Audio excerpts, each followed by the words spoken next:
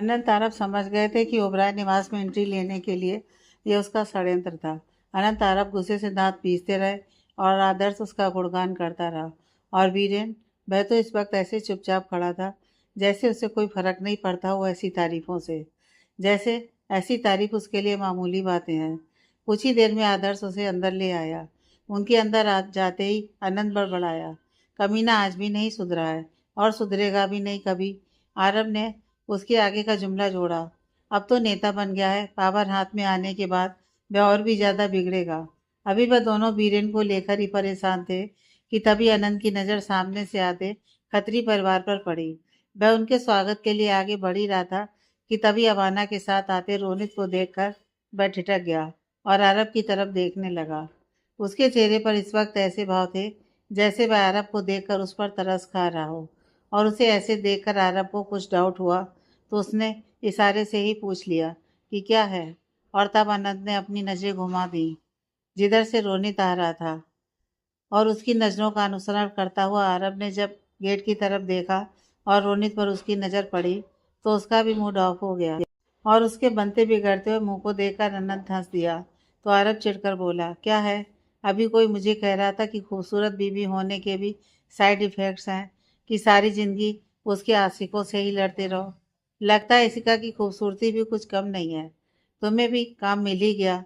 तुझे ना अभी मैं जान से मार डालूंगा। आरब अपने दांत किटकिटाता हुआ बोला, तूने ही बुलाया होगा उस कमीने को। मैंने तो सिर्फ खत्री परिवार को इनविटेशन दिया था। अब तेरी तरह वह भी तो मेरा ससुराल है, इस बात का मुझे ध्यान तो रखना ही पड़ेगा। अनंत मुस्कुराकर आरब को चिढ़ा रहा था, मगर जब अनंत की नज़र आरब पर पड़ी तो वह उसे अपने दांत दिखा दिए। साले मैं तेरी बत्तीसी तोड़ दूंगा। आरब एक बार फिर गुस्से से अपने दांत किटकिटाया। वह रोने से अच्छा खासा खाया हुआ रहता था, क्योंकि उसकी वजह से कई बार उसके और इशिका के बीच में दूरी आई है। और अनंत उसके गुस्से को देखकर हंसता हुआ वहां से चला गया। अनंत उसे वहीं पर छोड़कर खुद खत्री परिवार के स्वागत के लिए आगे बढ़ा। आरब रोनित के सामने जाना तो नहीं चाहता था, मगर बाकी लोगों को बुरा न लग जाए इसलिए वह भी वहां जाकर खड़ा हुआ और उसने झुककर सभी बड़ों के पैर छुए। मगर जब अबाना की बारी आई तो उसने साफ उसे इग्नोर कर दिया। यह बात सभी लोगों ने नोटिस की, मगर कुछ नहीं कहा। और इस समय अबाना इस अपमान से तिलमिलाकर रह गई और फिर वह भी सबको इग्नोर कर आगे बढ़ गई। धीरे धीरे कर पूरा खत्री परिवार भी वहां से आगे बढ़कर पार्टी में शामिल हो गया। लगता है नागिन को भी जहर चढ़ गया। अबाना को इस तरह गुस्से से जाते हुए देखकर आरब धीरे से बोला, जिसे सिर्फ अनंत ने सुना। और उसने आरब को आंख दिखाई और इशारा किया कि रोनित वहीं पर खड़ा है। मगर आरब बेफिक्री से अपने कंधे उचका दिया कि उसे कोई परवाह नहीं है किसी के सुनने की, जबकि ये बात रोनित ने सुन ली थी और अब वह उसे खड़े खड़े घूर रहा था। तो आरब ने उसे भी तेज घूर कर उसे बताया कि यह काम वह भी कर सकता है। आरब के इस रिएक्शन पर रोनित गुस्से से पैर पटकता हुआ वहां से चला गया और पीछे से दोनों हंस पड़े। रोनित ने जब पार्टी में बीरेन को देखा तो वह लपक कर उसकी तरफ चला गया, मगर जब बीरेन ने रोनित को वहां देखा तो गुस्से से उसे घूरने लगा। क्या हुआ, बेवकूफ़ ही हो तुम, बिल्कुल। बीरेन गुस्से से मगर धीरे से बोला, इस तरह पब्लिकली मुझसे क्यों मिल रहे हो, मैं भी तब जब हम दोनों के दुश्मन यहीं पर हैं। मैंने कहा था ना कि इसमें से किसी को भी हमारे तुम्हारे बारे में पता नहीं चलना चाहिए। सॉरी, रोनित ने अफसोस से कहा और फिर वहां से ऐसे चला गया जैसे गलती से उसके पास आ गया हो। अब वह दोनों अलग अलग जगह पर खड़े थे, मगर उनकी निगाहें अभी भी उसी जगह थी जहां अनन्या और ऋषिका एक दूसरे से बातें करते हुए खिलखिलाकर हंस रही थी। इस समय दोनों ने ही गाउन पहना हुआ था और किसी भी अप्सरा से कम नहीं लग रही थी दोनों। यह यूं कहा जाए कि इस पार्टी की रौनक वही दोनों थी। बीरेन अनन्या को ऐसे हंसते हुए देखकर अपने आप को न रोक सका और उसके कदम खुद ब खुद अनन्या की तरफ बढ़ने लगे, जबकि इधर अनंत और आरब की नज़र भी हंसते हुए ऋषिका और अनन्या पर पड़ गई थी और दोनों ही अपनी वाली में खो गए थे। मगर तभी उन्हें बीरेन भी उनकी तरफ आता हुआ दिखा। इस बार जब उसने देखा कि वह कमीना अनन्या की तरफ बढ़ रहा है तो वह फौरन अपने कदम अनन्या की तरफ बढ़ा दिए, मगर बीरेन से जल्दी नहीं पहुंच सके। वह ज़्यादा दूर था, गेट के पास। हाय अनन्या, बीरेन उसके पास पहुंचकर कहा। तो एक अनजानी आवाज़ सुनकर अनन्या ने जब पलट कर देखा तो उस पर नज़र पड़ते ही उसका चेहरा डर के मारे सफ़ेद हो गया। बीरेन अनन्या के मुंह से निकला था। बीरेन अपने सीने पर हाथ रखते हुए बोला, शुक्र है तुमने पहचान तो लिया, वरना मैं तो समझ रहा था कि तुम्हें अपना परिचय याद करवाना पड़ेगा। उसके चेहरे पर इस वक्त एक कुटिल मुस्कान थी, जबकि अनन्या उसे देखकर इतनी खौफजदा हो गई थी कि अब उससे खड़ा भी नहीं हुआ जा रहा था। एक पल में उसे वह सब याद आने लगा जो बीरेन ने उसके साथ किया था, वह अंधेरा गोदाम और उसकी हरकतें सब याद कर वह लड़खड़ाने लगी। और तभी पीछे से आते हुए अनंत ने उसे थाम लिया। उसकी नज़रों में जहाँ अनन्या के लिए फिक्र थी, वहीं बीरेन के लिए वह गुस्से से धधक रहा था, जैसे आंखों से ही कह रहा था कि सामने आकर अच्छा नहीं किया तुमने। और उसके मंतव्य को समझते हुए बीरेन के होंठ पर एक गहरी मुस्कान आ गई। वह समझ गया कि अनन्या को शायद उसके बारे में अभी तक कुछ पता नहीं है, इसलिए उसने जानबूझकर बोला, तुम्हें मेरा दिया हुआ फूल पसंद तो आया था ना अनन्या? वह सुर्ख गुलाबों का गुच्छा खास तौर पर मैंने तुम्हारे लिए ही भेजा था। मुझे पता है कि तुम्हें सुर्ख गुलाब पसंद है। और ये सुनते ही अनन्या आश्चर्य से कभी बीरेन को तो कभी अनंत को देखने लगी। अनंत ने अपनी आंखें मींच ली। उसका झूठ पकड़ा गया था और बीरेन समझ गया कि उसका शक सही है। अब तक किसी तरह अनंत ने यह बात अनन्या से छुपा कर रखा था, मगर क्यों, ये बात बीरेन समझ नहीं सका। मगर उसे इस समय मजा आ रहा था। इस समय अनंत की बेबसी उसे देखते बन रही थी और इसलिए उसके होंठों पर एक बहुत ही लुभावनी मुस्कान थी। अनंत उसकी मुस्कान देखकर समझ रहा था कि वीरेन क्या करने की कोशिश कर रहा है। उसे उस पर गुस्सा तो बहुत आ रहा था, मगर फिलहाल वह अनन्या को कन्विंस करते हुए बोला, अनन्या मैं तुम्हें समझाता हूँ। मगर अनंत ने देखा कि अनन्या की हालत इस वक्त और भी ज्यादा खराब होने लगी थी। उसके शरीर से ठंडे पानी के पसीने गिरने लगे थे। अनन्या तुम ठीक हो? अनंत डर गया था, जबकि बीरेन उसकी ऐसी हालत देखकर चौंक गया। अभी तक किसी का यह सब कुछ चुपचाप देख रही थी। उसे बीरेन के बारे में कुछ भी नहीं पता था, मगर अनन्या और बीरेन के बीच कुछ तो गड़बड़ है, यह उसकी बातों से ही वह भी समझ रही थी। और अनन्या की हालत देखकर वह घबरा गई और बोली, अनंत आई थिंक हमें अनन्या को उसके रूम में ले जाना चाहिए। मैं उसे ले जाती हूँ, तुम यहाँ रहकर गेस्ट को देखो। तभी आरब भी वहाँ आ गया और वह भी बीरेन को घूरते हुए बोला, गेस्ट को हम देख लेंगे अनंत, तुम जाओ अनन्या को लेकर। और अनंत अनन्या को लेकर वहां से अंदर चला गया, मगर जाते हुए भी वह बीरेन को घूर कर गया। अनंत के वहां से जाते ही आरब बीरेन की तरफ मुड़ा और गुस्से से उसे देखते हुए बोला, तुम यहाँ क्या कर रहे हो? इस पर बीरेन मुस्कुराया और बोला, बहुत ही कमजोर याददाश्त हो गई है तुम्हारी आरब, बादाम खाया करो। फिर एक नज़र वह इशिका को देखते हुए बोला, वैसे तुम कुछ खा पी रहे हो या फिर अपनी सारी कमाई अपनी खूबसूरत बीवी पर ही उड़ा रहे हो? बीरेन इशिका को भी गंदी नजरों से ऊपर से नीचे तक देख रहा था, तो अरब का खून खौल उठा। वह इस पार्टी में तमाशा नहीं करना चाहता था, इसलिए दांत पीसते हुए मगर धीरे लफ्जों में बोला, तुम इस शहर से दूर चले जाओ, वरना तुम्हारी सेहत के लिए अच्छा नहीं होगा। और अनन्या से तो तुम कुछ ज़्यादा ही दूर रहो, तो वही तुम्हारी सेहत के लिए अच्छा होगा। आरब, मुझे समझ में नहीं आता है कि इस अनंत के पास ऐसा क्या है जो तुम इसके ऐसे तुम छल्ले बने फिरते रहते हो। अगर तुम्हें चमचागिरी ही करनी है तो तुम मेरे पास आ जाना। तुम जैसे लोगों की असली कदर हमारे पास ही होती है। पहले अपनी गर्दन तो बचा लो। अब आरब मुस्कुराते हुए बोला, भूल गए क्या अनंत के हाथों के वह घूंसे जो कॉलेज में तुझे अक्सर ही पड़ा करते थे? इतना कहकर आरब ने उसकी आंखों में देखा, जहां पर इस वक्त गुस्से और अपमान की ज्वाला धधक रही थी। और अपने गुस्से को शांत करने के लिए उसे खासा मशक्कत करनी पड़ रही थी। तभी आरब उसके गुस्से में अपने शब्दों का घी डालता हुआ बोला, बीरेन अगर तुम भूल गए हो तो मैं तुम्हें याद दिला दूं कि उस समय तो अनंत कुछ नहीं था, तो उसने तुम्हारी कॉलेज लाइफ खराब कर दी थी और तुम्हें जेल भी भेजा था। इस समय तो उसका रुतबा और ओहदा दोनों ही बढ़ा है। तो बस इतना याद रखना कि इस बार अगर तुमने उसे छेड़ा तो वह तुम्हें जेल नहीं भेजेगा, बल्कि सीधे जहन्नुम भेज देगा। और इतना याद रखना, अब ये उसके पावर में भी है। उसकी बात पर वीरेन आरब को गुस्से से घूरा और फिर बोला, ये तो वक्त ही बताएगा कि इस बार कौन किसे जहन्नुम भेजता है। इतना कहकर वो वहां से जाने के लिए मुड़ता है, मगर फिर वापस आरब की तरफ देखता है और एक नज़र इशिका पर डालकर बोलता है, दूसरों की बीवी की सुरक्षा करते करते ये मत भूल जाना कि तुम भी शादीशुदा हो और माशा अल्लाह काफ़ी खूबसूरत बीवी के पति हो।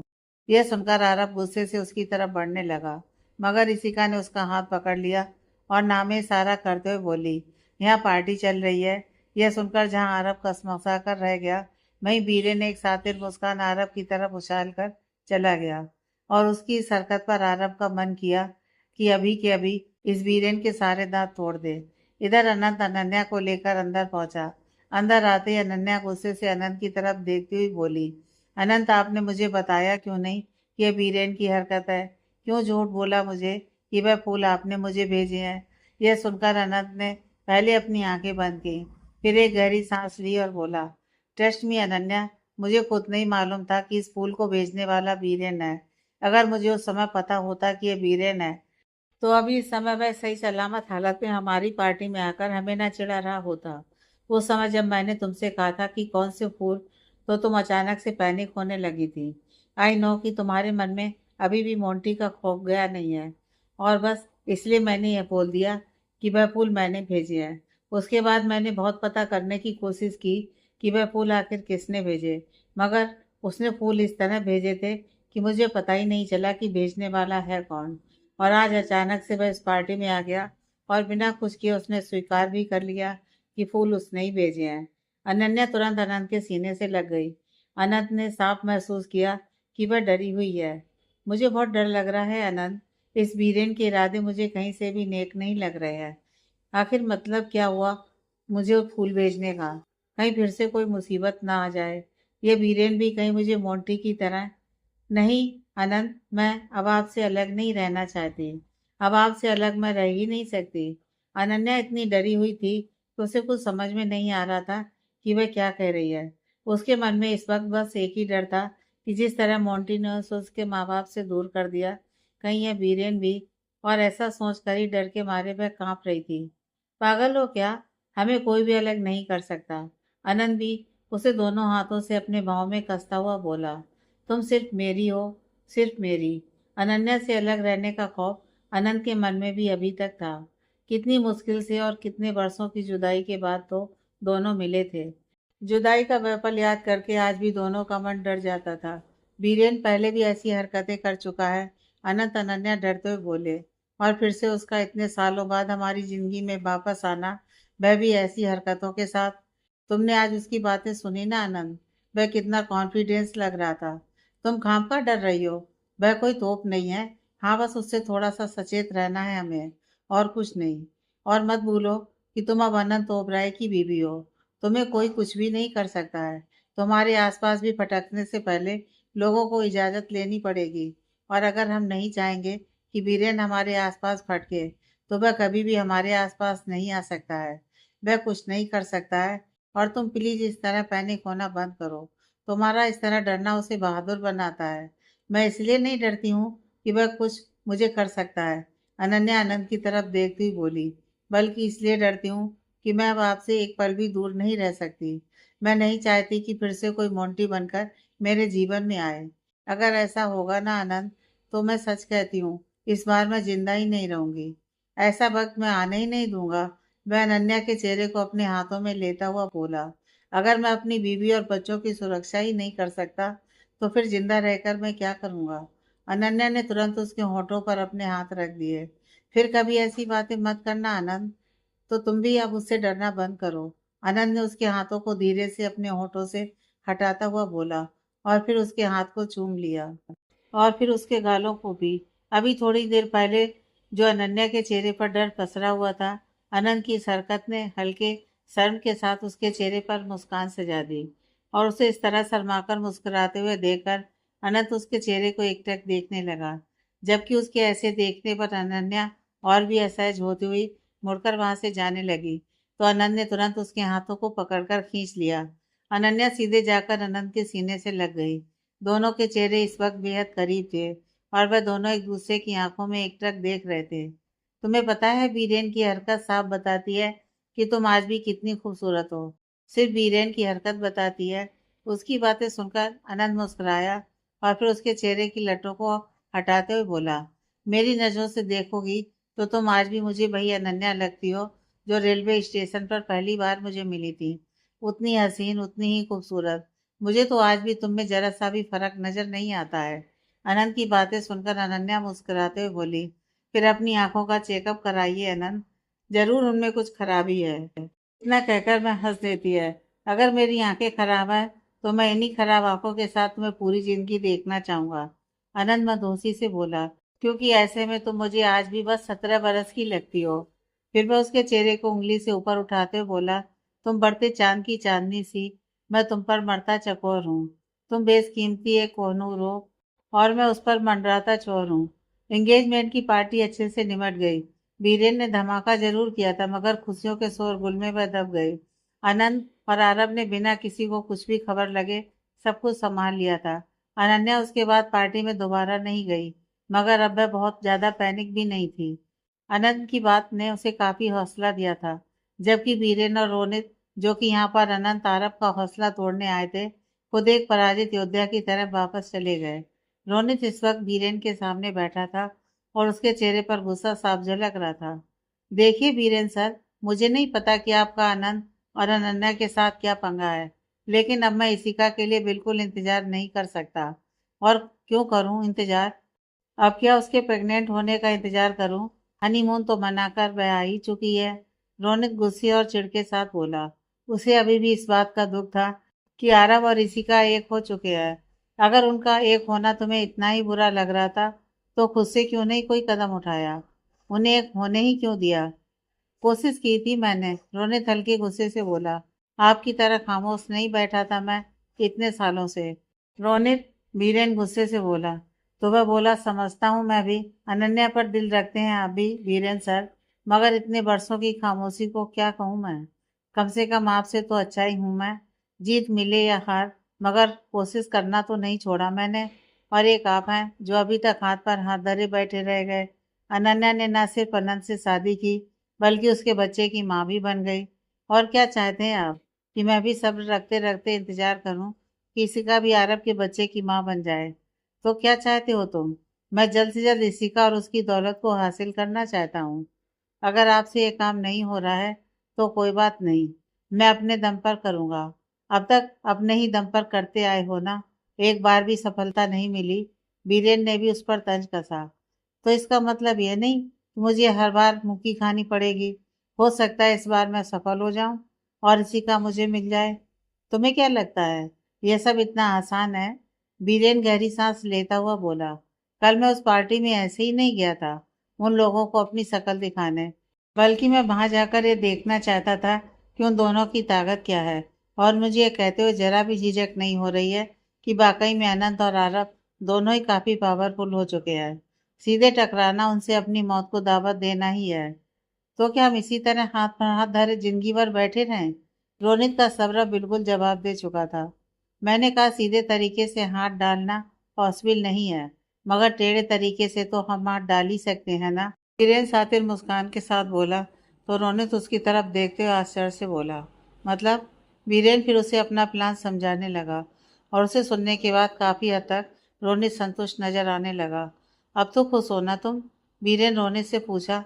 तो रोनित बोला, असली खुशी तो तब मिलेगी जब हम अपने इस प्लान में कामयाब हो जाएंगे। पता नहीं क्या किस्मत लेकर पैदा हुई है। प्लानिंग तो मैंने कई बार की, मगर कामयाबी अभी तक एक बार भी नहीं मिली। चिंता मत करो, इस बार कामयाबी जरूर मिलेगी, क्योंकि इस बार तुम्हारे साथ बीरेन है। सुनार के 100 बार वो चोट नहीं दे सकते जो लोहार के सिर्फ एक ही बार से मिल जाती है। इस बार हम दोनों मिलकर ऐसा वार करेंगे कि उन दोनों को संभलने का कोई मौका ही नहीं मिलेगा। तुम्हारे साथ साथ कामयाबी का स्वाद इस बार मैं भी चखूंगा। अनन्या, तुम्हें अब मेरी होना ही होगा, मगर तुम्हें अपना बनाने से पहले आनंद से गिन गिन कर बदला लूंगा मैं। बहुत घमंड है ना तुम्हें आनंद पर? वीरेन ये बातें मन ही मन बोल रहा था। तुम्हारा वह घमंड अब मैं तोड़ूंगा और आनंद को अपने कदमों में झुकने पर मजबूर कर दूंगा। तुमने मेरी कॉलेज लाइफ खराब की थी ना आनंद, मैं तुम्हारी पूरी जिंदगी ही खराब कर दूंगा। खतरी निवास। अभिराज सुबह सुबह तैयार होकर घर से बाहर जाने लगा तो अबाना ने उसे रोक दिया। कहाँ जा रहे हो? ओ मॉम, कितनी बार आपसे कहा है कि पीछे से टोका मत करिए, मगर आप हैं कि आपको बिना टोके रहा ही नहीं जाता है। बकवास बंद कर और सीधे सीधे बता, जा कहाँ रहा है? दीदी और जीजू के पास। कहाँ? इस बार अबाना की आवाज में गुस्सा भरा हुआ था। ओहो मॉम, मैंने बताया ना, मैं दीदी और जीजू के पास जा रहा हूँ। इसी का दी के पास। बहुत दिन हो गए उनसे मिले हुए। तू कहीं नहीं जाएगा। अबाना उसे रोकने की कोशिश की। देखिए, आपको अगर दी और जीजू से कोई रिश्ता नहीं रखना है तो मत रखो, लेकिन मैं उनसे रिश्ता रखूंगा। अभिराज भी हल्के गुस्से से बोला। अभिराज भले ही सब कुछ ना जानता हो, मगर इतना तो वह भी जानता था कि अबाना उसकी माँ उसकी दीदी को पसंद नहीं करती है, और ये बात वह बहुत अच्छे से जानता था। इसलिए वह उसकी बात को इग्नोर करके वहाँ से चला गया। और ये बात अबाना को एक बार फिर तिलमिलाने पर मजबूर कर देता है कि उसका खुद का बेटा भी उसकी बात नहीं मान रहा था। आजकल आरव और ऋषिका ही नहीं, अबाना को हर कोई इग्नोर कर रहा था, बल्कि घर के सारे सदस्य भी उन दोनों की बातों को लेकर उसे इग्नोर करते रहे थे। सबूत भले ही ना हो, लेकिन हर किसी को यकीन था कि 3 साल पहले जो भी कांड हुआ था उसमें अगर पूरा नहीं तो थोड़ा बहुत हाथ तो अबाना का होगा ही। और इसलिए अब वह अबाना के सामने इसी का अरब से संबंधित किसी भी तरह की बात करना पसंद नहीं करते थे। पूरा परिवार अब हंसी खुशी इसी का और अरब से रिश्ता रख रहा था, और यह सब अबाना जहर का घूंट पीकर बर्दाश्त कर रही थी। लेकिन सबसे ज़्यादा अगर उसे कुछ अखर रहा था तो वह था अभिराज का इग्नोर करना। उसका खुद का बेटा भी अब उसके खिलाफ हो गया था धीरे धीरे, और ये बात अबाना की बर्दाश्त के बाहर थी। अभिराज के जाने के बाद वह हाल में इधर उधर चक्कर काट रही थी, तभी रोनित वहां आ पहुंचा, और इस तरह से अवाना को चक्कर काटते हुए देखकर वह वहीं रुक गया। वह जानता था कि अवाना जब गुस्से में होती है तो ऐसे ही चक्कर काटती है। थोड़ी देर बाद जब अवाना की नज़र रोनित पर पड़ी तो उस पर अपना गुस्सा निकालते हुए बोली, क्या कर रहे हो तुम? पूरी जिंदगी क्या मुझे ही तुम्हारा बोझ उठाना पड़ेगा? अगर तुम इसिका को अपना नहीं बना सकते तो मुझ पर बोझ बनना बंद करो, और जाओ जाकर अपना इंतजाम खुद करो। यह सब सुनकर एक बार को तो रोनित का खून खौल उठा। मन किया कि वह इसी समय वापस मुड़ जाए, मगर फिर रुक गया और बोला, अबाना आंटी, अगर आप मुझ पर पैसे खर्च करती हैं तो एहसान नहीं करती हैं। बदले में मैं भी आपके बहुत काम आता हूँ। अच्छा, जरा बताओ भी क्या काम आते हो मेरे? अबाना व्यंग से बोली। कौन सा तीर मार दिया है तुमने आज तक मेरे लिए? कोई ऐसा काम बताओ जिसे सुनकर मैं तुम पर नाच कर सकूं। काम तो मैं बहुत किए हैं मैंने आंटी। अब अगर आपको याद ही नहीं तो मैं क्या कह सकता हूँ? तो तुम कहना क्या चाहते हो? मैं एहसान फरामोश हूँ? रोनित खामोश रहा, मगर उसने उसकी बात को काटने की कोशिश भी नहीं की, जो अपने आप में सबूत था कि अवाना जो कह रही है वह सही है। और यह देखकर अवाना एक बार फिर गुस्से से तिलमिलाने लगी और बोली, अब यहाँ क्या करने आए हो? आपको यह बताने आया था कि बीरेन सर ने एक आइडिया बताया है जिससे इसी का हमेशा हमेशा के लिए मेरी हो जाएगी, और इस बार आरब के साथ साथ अनंत भी इस दुनिया से हमेशा के लिए चला जाएगा। बीरेन का नाम सुनकर अवाना की आंखों में चमक आ गई। कैसा आइडिया? और फिर रोनित उसे सब कुछ बताने लगा, जिसे सुनकर अवाना के चेहरे पर भी खुशी की लहर दौड़ गई। बीरेन वाली बात को कुछ दिन हो चुके थे और अभी तक उनकी तरफ से कोई भी रिस्पॉन्स नहीं आया था, मगर अनंत वह जरूर अपने आदमियों को बीरेन पर नज़र रखने के लिए बोल चुका था। मगर बीरेन तो ऐसे शांत बैठा था जैसे उससे ज़्यादा शरीफ बच्चा और कोई हो ही नहीं सकता है। उसकी तरफ से कोई हलचल ना पाकर अनंत आरब हैरान भी थे, मगर वह शांत था तो यह भी कुछ नहीं कर पा रहे थे। रोज की तरह अनंत आज भी जब ऑफिस के लिए घर से निकलने लगा, तभी दरवाजे पर एक कार आकर रुकी। अनंत गौर से उस कार को देखने लगा, क्योंकि वह ओबराय मेंशन की कार नहीं थी। मगर अगले ही पल उसके चेहरे पर एक लंबी सी मुस्कान आ गई उस कार से उतरने वाले व्यक्ति को देखकर। वह नवल था, नीलम भाभी का भाई और इसका एक अच्छा दोस्त, जिसने कई बार उसकी मदद भी की थी। मगर उसके चेहरे की खुशी तब और गहरी हो गई जब दूसरी तरफ से शिवन्या नवल के साथ निकली। वह उसे देखकर तुरंत उसके पास पहुंचा। तब तक शिवन्या भी अनंत को देखकर उसकी तरफ दौड़ कर आई और अनंत के गले से लग गई। अनंत ने भी उसे गले से लगा लिया। थैंक गॉड तुम दिखे तो सही, वरना मुझे तो लग रहा था कि अनन्या के साथ साथ मैंने तुम्हें भी खो दिया है। शिवन्या भावुक को उठी थी, मगर अनंत उससे अलग होता हुआ बोला, सॉरी तुम सबको मैंने तकलीफ दी। हाँ, तुमने कभी हमारे बारे में कुछ सोचा ही नहीं। शिवन्या ने शिकायत की। अब अनन्या से मिलकर मैं तुम्हारी शिकायत करूंगी। उसके ऐसे कहने पर अनंत हंस दिया। तभी नवल वहां आया और बोला, अगर अपनी साली और दोस्त से मिलना हो गया हो तो एक दोस्त इधर भी खड़ा है जिसे तुम देख कर भी अनदेखा कर रहे हो। नवल थोड़ी नाराजगी से बोला, तो अनंत ने उसे तुरंत अपने गले से लगा लिया और बोला, अब उसके साथ दो दो रिश्ता है तो प्रायोरिटी उसे ही देनी पड़ेगी ना। इन सब के बीच में अनंत यह भी भूल चुका था कि आखिर सिवन्या नवल के साथ यहाँ क्यों आई है। वह मेरी दोस्त होने के साथ साथ मेरी साली भी है। अनंत हंसते हुए बोला। तो नवल थोड़े गुस्से से बोला, तो क्या मेरे साथ दो दो रिश्ता नहीं है? उसके कहने पर अनंत चौंक कर उसे देखने लगा। क्या? ऐसे क्या देख रहे हो? तभी अनंत को याद आया कि नवल उसकी भाभी का भाई भी है, तो वह तुरंत बोला, याद है ना तुम्हारे साथ अपना दूसरा रिश्ता भी? तुम नीलम भाभी के भाई हो। उसके ऐसे कहते ही जहाँ नवल का मुंह बन गया, वहीं सिवन्या धीरे से हंस देती है। मगर अनंत को कुछ भी समझ में नहीं आया। वह उलझन से कभी नवल को तो कभी सिवन्या को देख रहा था। तुम्हें सचमुच नहीं मालूम है? नवल उससे ऐसे बोला जैसे अनंत ने कोई बहुत जरूरी बात मिस कर दी हो। क्या नहीं मालूम है? तुम्हारी साली साहिबा का साहब हूँ मैं अब, नवल ने कहा। इस पर भी अनंत उसे उलझन से ही देखता रहा। तो नवल चिढ़कर बोला, अरे यार, मैंने और सिवन्या ने शादी कर ली है। और अनंत का मुंह खुला का खुला रह गया। क्या कह रहे हो तुम? कब हुआ ये सब? जब तुम अपने बनवास काट रहे थे, सिवन्या तुरंत बोली। तुम तो यहाँ पर सब कुछ छोड़कर अमेरिका चले गए और उसके बाद किसी की कोई खबर ही नहीं ली और अनन्या का किसी को कुछ पता ही नहीं था। और जब तुम वापस लौट कर आए, तुम्हारी और अनन्या की शादी हुई। उस वक्त से हमारा मिलना हुआ ही नहीं। हम लोग इनकी नौकरी के चलते दूसरे स्टेट में रह रहे थे और शायद तुम्हारी भाभी ने भी कुछ नहीं बताया तुम्हें। यह तो मुझे मालूम था कि तुम्हारी शादी हो चुकी है, मगर भाभी ने कभी ये नहीं बताया कि सिवन्या से तुम्हारी शादी हुई है। खैर, अच्छा लगा ये सुनकर और जानकर भी। कैसे हो तुम? मैं तो ठीक हूँ, सिवन्या बोली, मगर इतनी देर बाद अभी पूछे। हाँ, हम लोग बिना पूछे जो आ गए हैं। नवल ने ताना मारा तो अनंत हंस दिया। चलो अंदर चलते हैं। शुक्र है अंदर जाने के लिए तो कहा, वरना कब से यहीं खड़ा रखा था। मुझे तो डाउट हो रहा था कि कहीं यहीं से वापस ना लौटना पड़े। ऐसे ही बातें करते हुए वो सभी अंदर आ गए।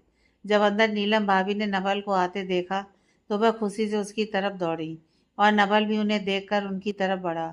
जबकि वहीं सिवन्या ने जब अनन्या को देखा तो खुद पर काबू न रख पाई और अनन्या कहते हुए दौड़ पड़ी। इतने दिनों बाद अनन्या को देखकर वह भावुक हो गई थी और उसकी आंखें नम हो गई थी। जबकि अनन्या ने भी सिवन्या को वहां देखा तो यादों का एक तूफान आकर पल भर में गुजर गया। उसकी बहन, उसकी दोस्त, उसका मायका आज इतने समय बाद उसकी आंखों के सामने था और इसलिए उसकी भी आंखें नम हो गईं। माँ सिवन्या को देखकर दोनों ने ही एक दूसरे को जोर से गले लगा लिया। दोनों कुछ भी एक दूसरे से बोल नहीं पा रही थीं, बस दोनों की आंखें बरस रही थीं। अनंत इस समय अनन्या की भावनाओं को बखूबी महसूस कर पा रहा था। भले ही अनन्या उससे कुछ बोलती नहीं थी, मगर हर लड़की की तरह उसे भी अपने मायके वालों की, अपने मम्मी पापा की बहुत याद आती थी।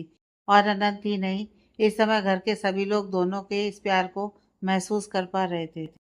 चाहे ससुराल में कितना भी प्यार मिले, मगर मायका उसकी बराबरी कोई नहीं कर सकता।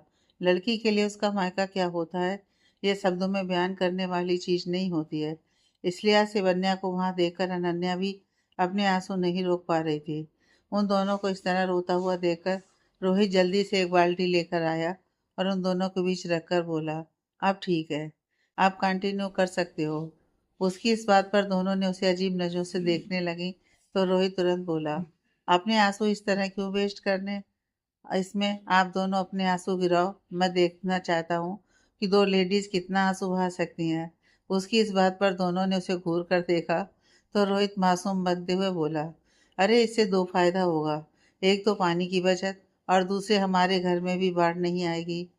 शटअप रोहित, अनन्या और शिवन्या दोनों ने एक साथ कहा।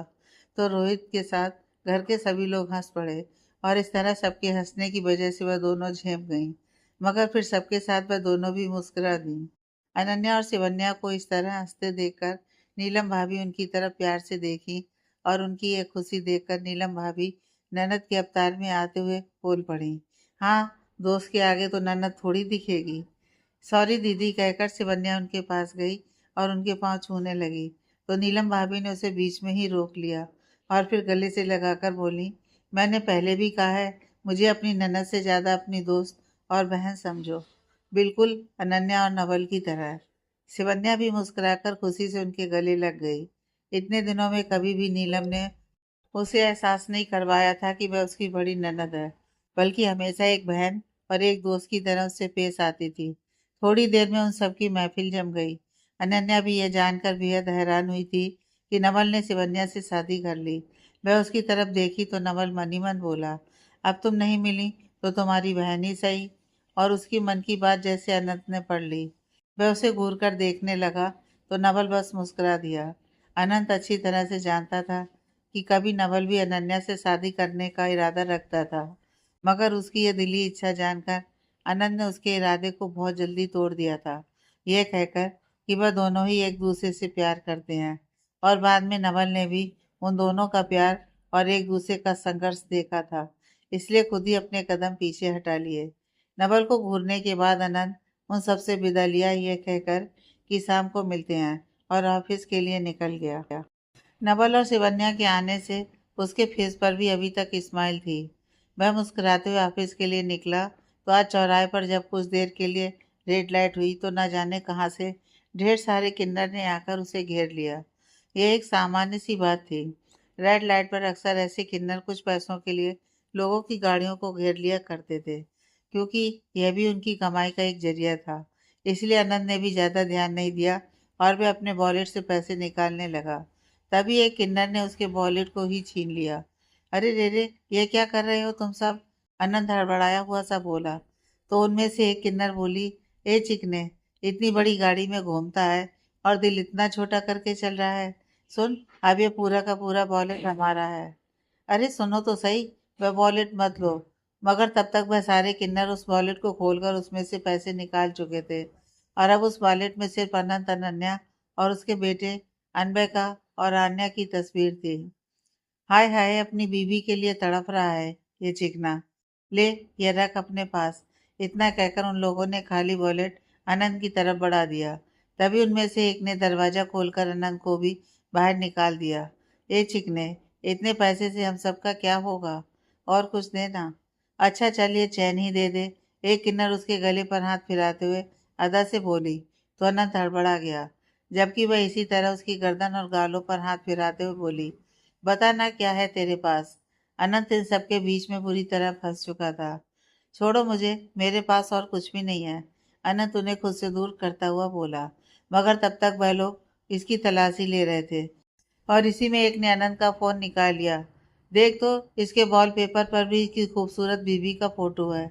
क्या? और इस तरह फोन एक दूसरे के हाथ में, दूसरे से तीसरे के हाथ में चला जा रहा था।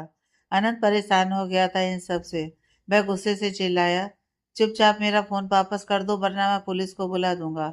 अनंत इतनी जोर से चिल्लाया था कि एक पल को वह सभी डर गए, मगर फिर अपने वापस उसी मूड में आते हुए बोली, ले ना रे बाबा, काहे को इतना गुस्सा होता है? वैसे भी हमको तो जो चाहिए था वह मिल गया। वह नोटों को और साथ ही अनंत के गले में पहनी चैन को हवा में लहराते हुए बोली। अनंत ने अपना फोन लिया और गुस्से में सबको घूरते हुए वापस अपनी कार में बैठ गया। तब तक सिग्नल भी ग्रीन हो चुका था। उसने तुरंत गाड़ी आगे की तरफ दौड़ा दी। अपने गुस्से में उसने यह भी नहीं देखा कि पीछे उनके साथ एक और व्यक्ति खड़ा मुस्कुरा रहा था।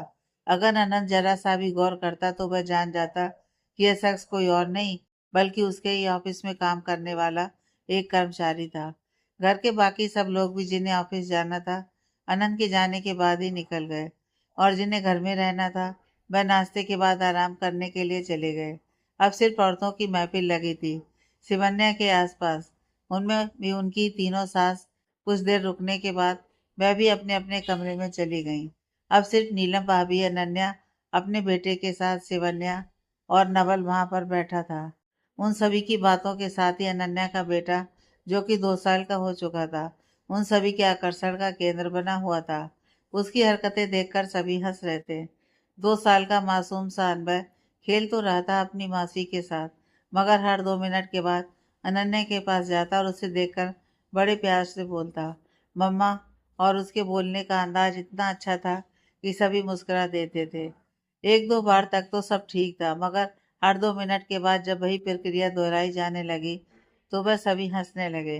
घर वालों के लिए तो यह आम बात थी, मगर सिवन्या और नवल उसे देखकर बहुत खुश हो रहे थे।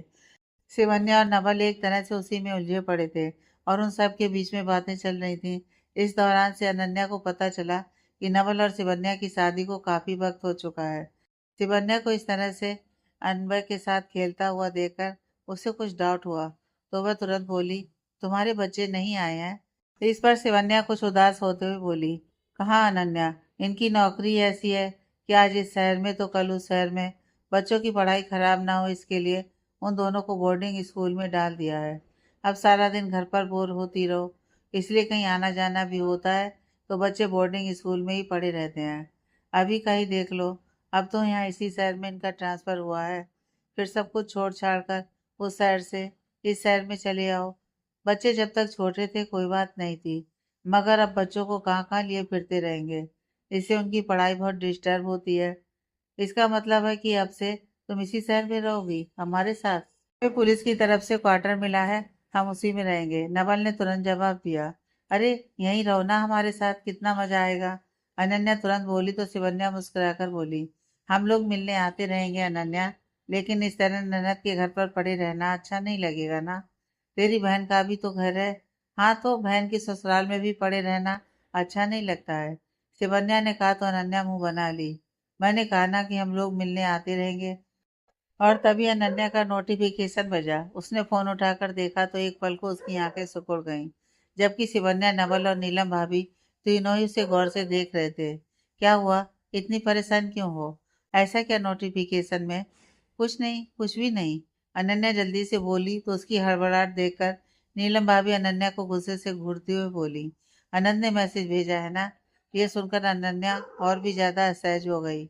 नहीं भाभी, नहीं भय, अनन्या को कुछ कहते ही नहीं बना। तभी नीलम भाभी ने उसका फोन अपने हाथों में लिया और मैसेज पढ़ने लगी। डियर अनन्या, अगर आज तुम्हारे पास अपने साजन के लिए वक्त हो तो हम बाहर लंच पर चलें। आनंद। उसका मैसेज पढ़कर नीलम भाभी जोर से हंस पड़ी। वहीं नवल और शिवन्या भी मुस्कुरा दिए, मगर अनन्या ने अपनी आंखें कसकर बंद कर लीं। ये अनंत भी ना, भाई गजब, मानना पड़ेगा हमारे देवर को। रहते ऑफिस में है मगर सारा ध्यान हमारी देवरानी पर ही रहता है। अभी घर से निकले हुए कितने ही देर हुई, मगर याद उन्हें सता ही गई। नीलम अनन्या को चिढ़ाते हुए बोली तो शिवन्या और नवल दोनों ही हंस देते हैं। ऐसा करती हूँ अनन्या, तुम्हारे भैया से कहती हूँ कि कुछ दिनों के लिए अनंत को ऑफिस बुलाए ही ना। कुछ ज्यादा ही याद आने लगती है उन्हें मेरी देवरानी की। भाभी, अनन्या शर्मा गई। मैं उन्हें मना कर देती हूँ। क्यों मना कर देती हूँ? शिवन्या को उसका यह कहना अच्छा नहीं लगा। उसने भी देखा था अनंत और अनन्या की दूरी को, उनकी तड़प को। इसलिए अगर अनंत अपना हर फुर्सत के पल को अनन्या के साथ गुजारना चाहता है तो उसमें कोई बुराई नहीं है। शिवन्या के इस तरह कहने से अनन्या उसे देखने लगी। देख, अगर तू हमारी वजह से मना कर रही है तो मैं बता दे रही हूँ, सफर से थक कर आई हूँ, दोपहर में मैं आराम करने वाली हूँ। तेरे साथ बात करने का कोई इरादा नहीं है मेरा, तो तू चली जा। अरे लेकिन, चले भी जाइए देवरानी सा, नीलम भाभी बोली। ऐसे हस्बैंड बहुत कम मिलते हैं जो अपनी पत्नी को इतना याद करते हैं, कभी फूल तो कभी लंच। नीलम भाभी ने कहा तो अनन्या को बीरेन का भेजा हुआ फूल याद आ गया। उसके चेहरे पर बेचैनी झलकने लगी, मगर फिर जल्दी वह मुस्कुराने लगी ताकि किसी को उसकी बेचैनी दिख न जाए। एक हमी को देख लीजिए, कभी आपके भैया को फुर्सत तक नहीं रहती है कि पूछ ले प्यार से, डियर तुमने खाना खाया भी या नहीं। नीलम भाभी ने ऐसे कहा कि उसकी बातों पर सभी हंस देते हैं। थोड़ी देर में अनबा सोने के लिए रोने लगा तो अनन्या उसे लेकर अपने कमरे में आ गई और अब वह एक बार अनंत से कंफर्म कर लेना चाहती थी कि यह मैसेज उसने ही भेजा है या नहीं।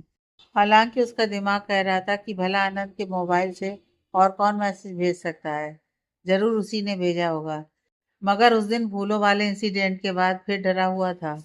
कहते हैं ना कि दूध का जला छाछ भी फूंक फूंक कर पीता है इंसान, बस यही हाल अनन्या का भी था। अभी बीरेन का खौफ उसके मन में था, इसलिए बस वह अनंत से कंफर्म कर लेना चाहती थी। मगर कई बार फोन लगाने के बाद भी हर बार उसका नंबर ही बिजी आ रहा था।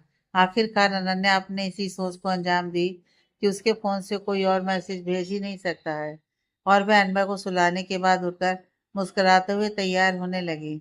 आखिर अनंत के साथ वक्त गुजारना तो उसे भी अच्छा लगता था। अनन्या तैयार हुई और अनंत के ऑफिस के लिए निकल गई।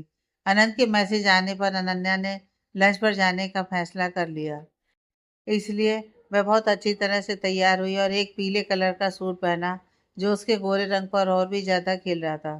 तैयार होकर वो ड्राइवर के साथ ओबराय हाउस के बाहर निकल गई। अनन्या अच्छे से जानती थी कि अनंत को सरप्राइज देना बहुत अच्छा लगता है।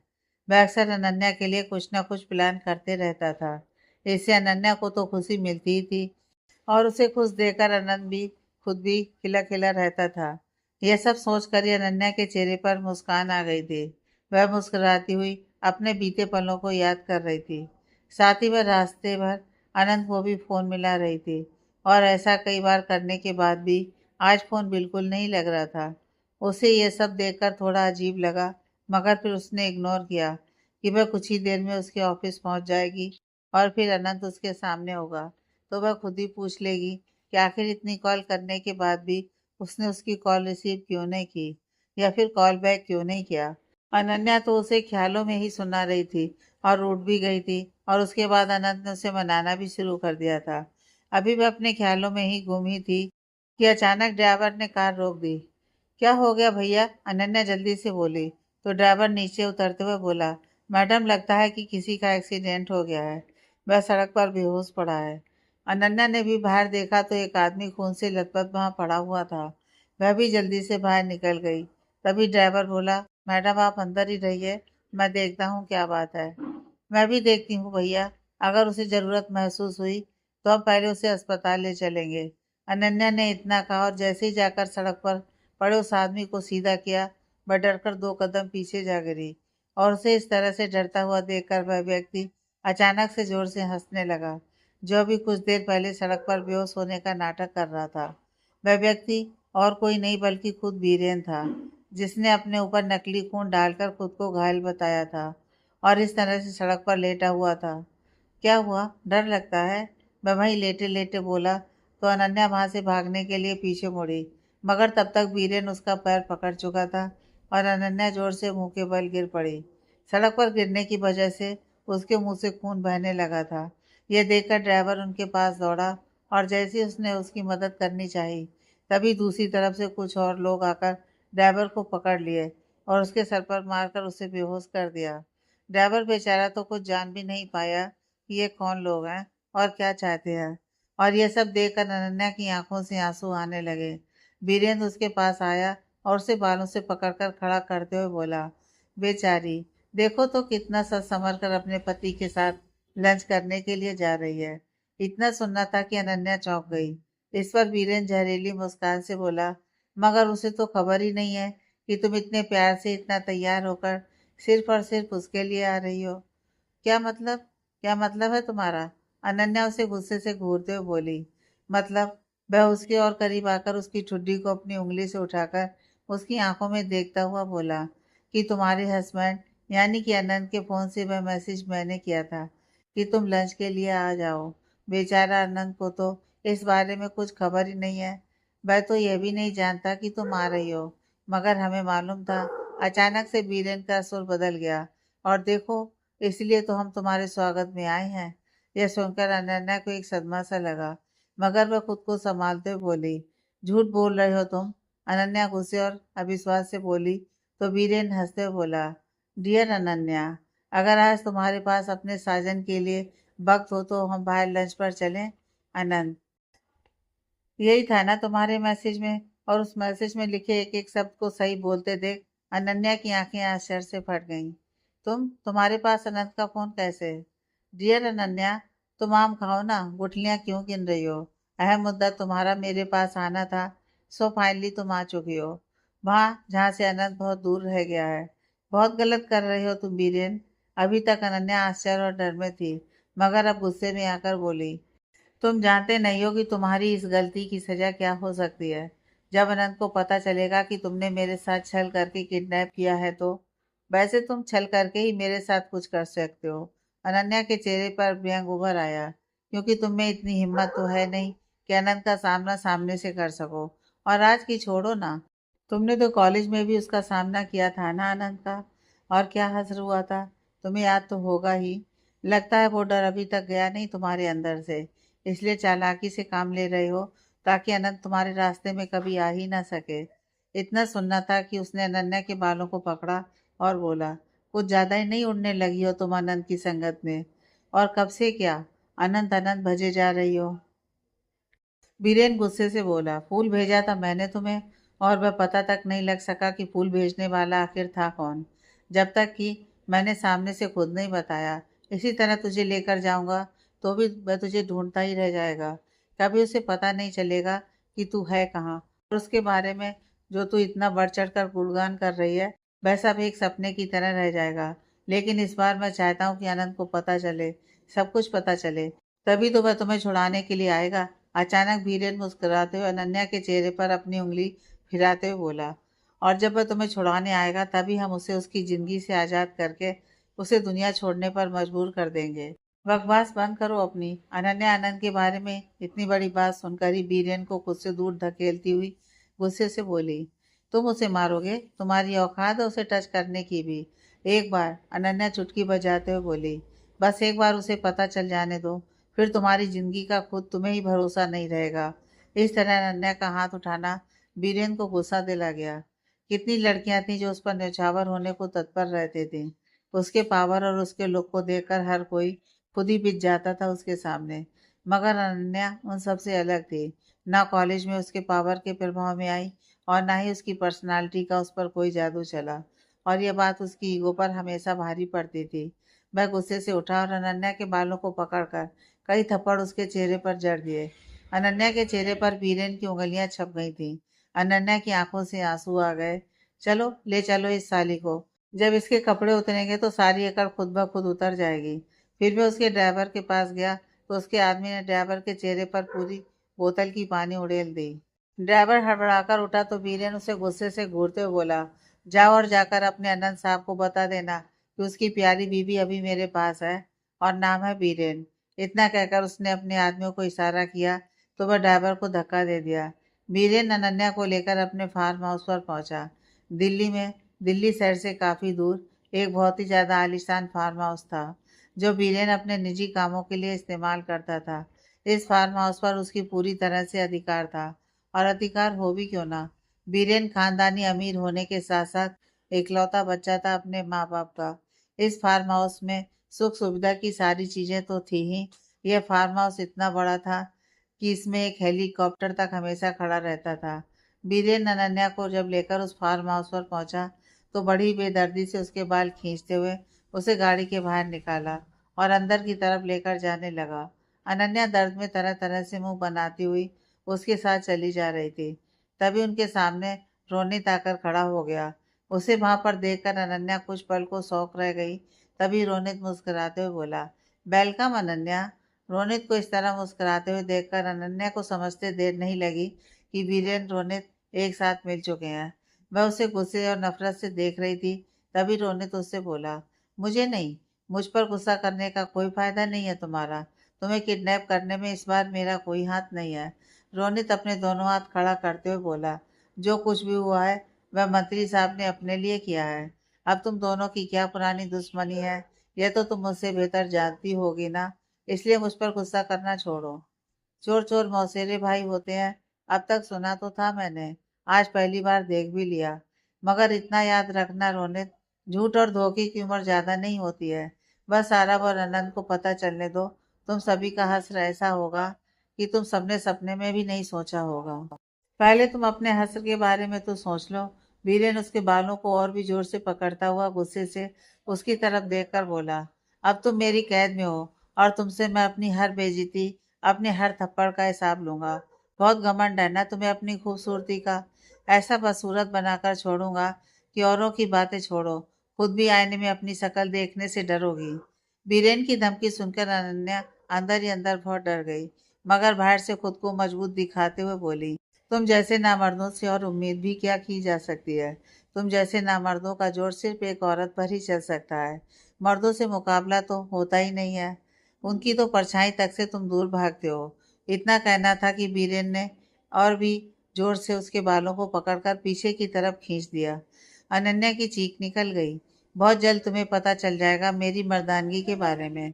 फिलहाल मुझे और भी काम है, इसलिए चुपचाप चलो। फिर वह उसे अंदर ले जाकर एक स्टोर रूम में पटक देता है और इसके साथ ही उसका फोन भी छीन लेता है। अनन्या कसमसाकर रह जाती है, मगर वह जानती है कि बीरेन उसे फोन नहीं देगा, इसलिए कुछ बोली भी नहीं। और तभी रोनित ने बीरेन के हाथों से फोन लिया और ऋषिका को मैसेज कर दिया, यीशु, मैं एक मुसीबत में फंस गई हूँ। प्लीज़ तुम इस एड्रेस पर जल्दी से आ जाओ और प्लीज़ किसी को कुछ भी मत बताना। रोनित बोलते हुए टाइप कर रहा था। उसके बाद उसने नीचे एड्रेस टाइप किया और इशिका के नंबर पर सेंड कर दिया। यह देखकर अनन्या जोर से चीखी, क्या कर रही हो तुम? और इसी के साथ झपट कर वह अपना फ़ोन छीनने लगी। मगर तब तक फ़ोन वीरेंद्र ने ले लिया और बोला, हम वही कर रहे हैं जो करने के लिए तुम्हें यहाँ लाए हैं, इसलिए चुपचाप खामोशी से बैठो। तुम्हें मेरे साथ जो करना था कर लिया ना, अब इशिका से तुम्हारी क्या दुश्मनी है? उसे यहाँ पर क्यों बुला रहे हो? इस पर रोनित मुस्कुराया और बोला, अभी तक तुम समझी नहीं अनन्या। हम दोनों की दोस्ती का तो मतलब ही यही है। हम दोनों ही अपना मतलब साधने के लिए एक दूसरे के साथ हुए हैं। वीरेंद्र साहब को तुम चाहिए थी और मुझे इशिका। वीरेंद्र साहब को तुमसे और अनंत से बदला लेना था, तो मैंने वीरेंद्र साहब को तुम्हारे घर की सारी इन्फॉर्मेशन दे दी। नतीजतन आज तुम इनके पास हो और अब तुम्हारे जरिए मुझे इसी का चाहिए। बस एक बार वो यहाँ आ जाए, फिर मैं उसके साथ शादी कर पूरी तरह से सेटल हो जाऊँगा। उसकी पूरी जायदाद फिर मेरे हाथों में होगी। और क्या चाहिए मुझे? ये तो तुम्हें आने वाला वक्त बताएगा कि इस दोस्ती के बदले में तुम्हें क्या क्या मिल रहा है। अनन्या नफरत से बोली, इस दोस्ती से हम लोगों को सिर्फ और सिर्फ कामयाबी मिलेगी। तभी वहां पर अबाना भी आ गई। अबाना को वहां देखकर बीरेन को कुछ नापसंदगी हुई, मगर फिर भी वह उस वक्त कुछ नहीं बोला, जबकि अनन्या उसे वहां देखकर और भी शौक रह गई। अबाना आंटी, आप यहाँ? ये सब मेरे ही बिछाए हुए जाल हैं। क्या समझ नहीं थी तुम दोनों? मेरे बेटे का हक मारकर तुम सब खुश रह सकती हो, मगर मेरे रहते ऐसा कुछ भी नहीं होगा। मैं अपने बेटे को उसका हक दिलाकर रहूंगी। किसने हक मारा है आपके बेटे का? अनन्या को भी अब गुस्सा आ रहा था। इशिका ने। मगर मैं आपको बता दूं कि बेवजह ही नफरत पाले बैठी हैं आप इशिका से। उसने किसी का कोई हक नहीं लिया है, वह सिर्फ अपना हक ले रही है। अरे मैं तो कहती हूँ उसे अपना भी हक नहीं मिल रहा है। उसके परिवार तक का साथ आपने छीन लिया है। अब और क्या चाहिए आपको? क्या चाहिए मुझे, ये तुम पूछ रही हो? बचपन से मैंने अपने भतीजे रोनित के साथ उसकी शादी करवाने के सपने देखे हैं और मेरा यह सपना पूरा होने भी जा रहा था। मगर तुम सबने क्या किया?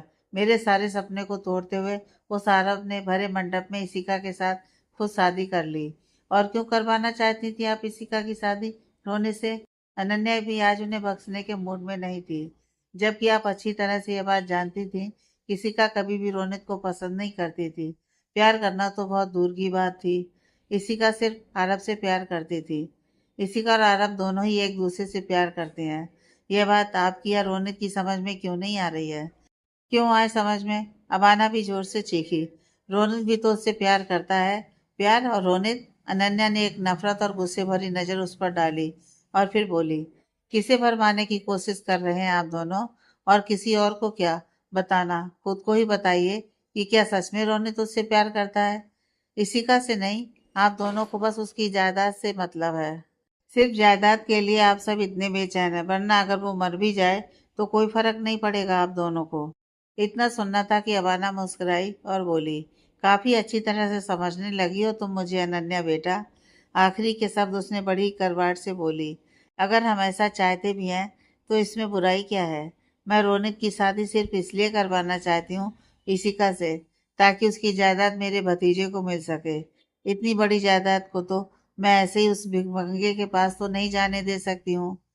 भिखमंगा किसे बोल रही हो तुम आंटी? आरब को इस तरह भिखमंगा बोलने पर अनन्या पूरी तरह से चिढ़ गई और बोली, आज आरब की इतनी औकात है कि वह खड़े खड़े तुम जैसे को 2-3 बार खरीद ले। और जिस जायदाद के लिए तुम और तुम्हारा सो-कॉल्ड भतीजा इतना हाथ पैर मार रहे हो, इतने सारे साजिशें रचते रहते हो ना, वैसी जायदाद को तो वह अपने नौकरों में बांटते फिरता है। अबाना उसकी बात सुनकर बुरी तरह से तिलमिला गई। अनन्या ने आज उसे बहुत अच्छी तरह से उसकी असलियत उसे दिखाई थी और उसे अरब के नौकरों की कैटेगरी में खड़ा कर दिया था। इस बात से तिलमिलाई अबाना अनन्या पर झपटने ही वाली थी कि तभी बीरेन और रोहित दोनों ने ही उसे पकड़ लिया। छोड़ो तुम दोनों मुझे। ये लड़की अपने आप को समझती क्या है? तुम देख रहे हो ये कैसे मेरी बेइज्जती कर रही है, या मुझे उस भिखमंगे का नौकर बता रही है? अबाना गुस्से से बिफरती हुई बोली। Shut up! बीरेन जोर से चीखा और बोला, अनन्या को तुम छू भी नहीं सकती हो मिसेस खत्री। उसका क्या करना है क्या नहीं, यह फैसला लेने वाला सिर्फ मैं हूँ।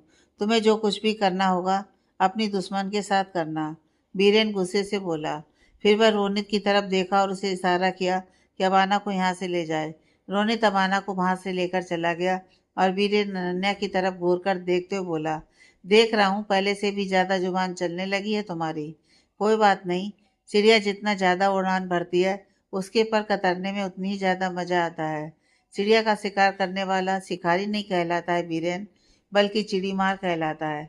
अनन्या के इस बार पर बीरेन का एक बार फिर खून खौल उठा, मगर उसने अपने गुस्से को काबू में किया और अनन्या को धक्का दे दिया। वह पीछे की तरफ लड़खड़ा गई और फिर उसने उस स्टोर रूम का दरवाजा बंद किया और वहां से चला गया। नवल और शिवन्या से काफी देर तक बात करने के बाद इशिका ने जब अपना फोन देखा तो उसमें अनन्या का मैसेज देखा कि वह किसी प्रॉब्लम में है और उसे बुला रही है, तो उसे बहुत अजीब लगा। अभी कुछ देर पहले तो अनन्या लंच के लिए गई थी आनंद के पास। भला उसके पास क्या प्रॉब्लम हो सकती है और वह मुझे क्यों बुला रही है? क्या आनंद भी उसके साथ किसी प्रॉब्लम में फंस गया है? और यही सोचकर उसने पहले अनन्या का नंबर ट्राई किया जो नॉट रीचेबल बता रहा था। फिर उसने आनंद का नंबर ट्राई किया। आगे की कहानी नेक्स्ट पार्ट में।